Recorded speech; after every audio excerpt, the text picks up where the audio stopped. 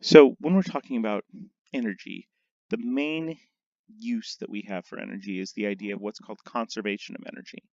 There are certain types of problems that approaching it through energy makes the problem a lot easier. Let me show you how those work. So I want to define the concept real quick of mechanical energy. Mechanical energy, it's the total amount of energy that's available that can be turned into work, that can be increased or decreased. Um, So certain types of potential energy are available easily to be transferred into work.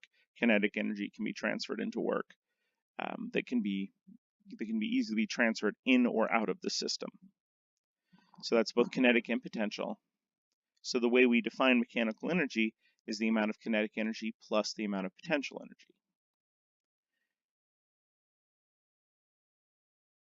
And we talk about things that are called conservative, which we'll go over a little bit in class.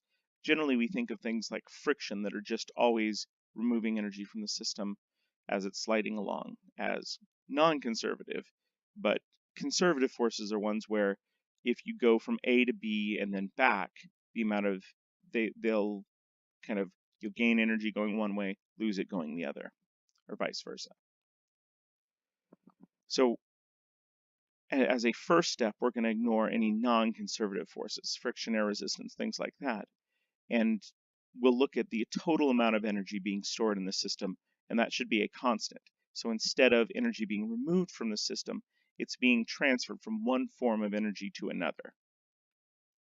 So we say that the initial energy is equal to the final energy. That's what those subscripts will mean. So it's very useful for solving certain types of problems, which we'll see in class.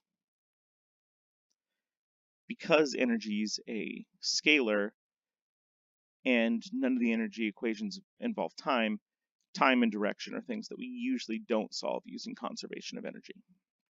So here's an example of what I mean when I talk about conservation of energy problems.